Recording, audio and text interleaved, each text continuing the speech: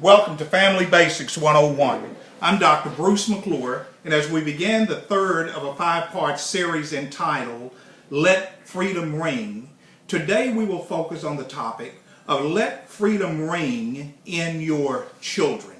So today let's begin by talking about the most important gift in any parent's life that they can ever give to a child is love, nurturing, security, safety, guidance. These are the most important gifts any parent can ever give to their children. The child who fails to receive love, the child who fails to receive nurturing, the child who fails to receive security or safety and guidance becomes a captive that frantically fights for freedom, even in domains that meets all the criteria for love, nurturing, security, safety, as well as guidance. It is not unusual for children who fail to receive such things to grow into teens and adults who expect others to provide love, nurturing, security, safety, and guidance, but they are unable or incapable of reciprocating in a manner that meets the true needs of others.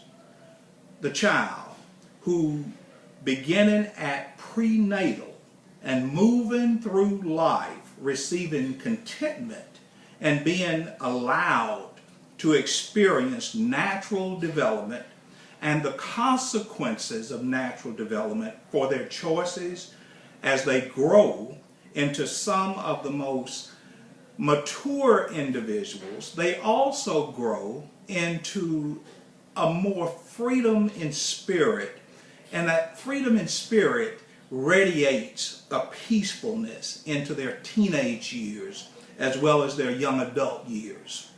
The child who is given responsibilities in the home, such as sweeping, dusting, cooking, lawn work, taking out the trash, helping, sharing, in any other way, just doing something to be a participant, a contributor to the household, likewise appears to mature into a more free in spirit and a more peaceful teen, as well as a more peaceful young adult.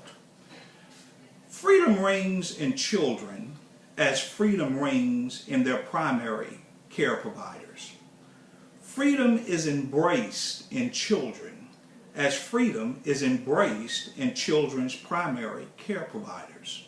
Freedom is shared by children. In a similar way, they have seen freedom shared by primary care providers. Freedom is actually understood by children in a similar manner as they are taught to understand it by primary care providers, not by words, but through primary care providers' actions. In your textbook, the Bible, I want you to look at the text of 2 Timothy chapter 2 and verse number 2. When we talk about letting freedom ring in your children, the Apostle Paul put it this way: and the things what thou hast heard from me among many witnesses, the same commit thou to faithful men who will be able to teach others also. Now, what does the text really state? And the things. The word things, let's expand that in terms of allowing freedom to ring in children. It means the who, the which, the what, the that. And the who, the which, the what, the that thou have heard from me. How you have heard it, how you have seen the interaction, the conversations, the communication, the demeanor, the participation, the sharing, the empathetic ear, the willingness to help. Paul says, and the things that you have heard, the children are the hearers, not the audible hearers necessarily, but the hearers of the eye, the hearers of the testament, the hearers that are witnessing and participating in how the parent is helping to nurture the children. And he states, those things that are the who, the which, the what, the that, commit, that word commit, place beside, place thou beside. If there's an expectation for children to allow freedom to reign into their lives so that they can have the ability to place freedom aside the lives of others, Paul said, make sure first you have received it. Secondly, make sure that you have modeled it or taught it to faithful people or faithful men who will be able to teach. That word teach means to instill, to impart, to explain. So if there's the expectation for freedom to reign in the children, number one, it has to be received first by those who will be the instructors of the children. Number two, it has to be placed beside others, and that will always or most of the time be the result of the child's proper reception and the child's spirit in terms of what they have received from the parents, developing them properly. And those are the children who grow into healthy, productive young adults and parents who are then able to instill, to impart, and to explain to others the things that are going to be beneficial to their freedom. Freedom reigns in children as freedom reigns in their primary care providers. Freedom is embraced in children as freedom is embraced in children's primary care providers. Freedom is shared by children as in a similar way they have seen freedom shared by primary care providers.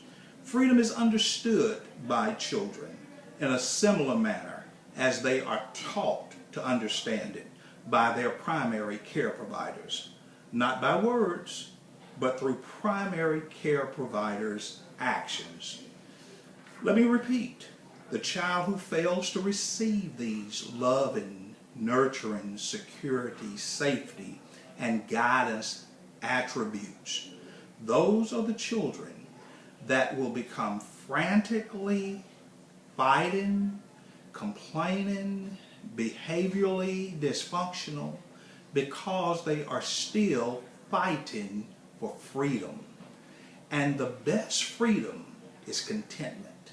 The best freedom is a tranquility and a peace inside the child that will liberate the child and that will liberate generations upon generations to come as a result of how the adult in this day decides to nurture their child.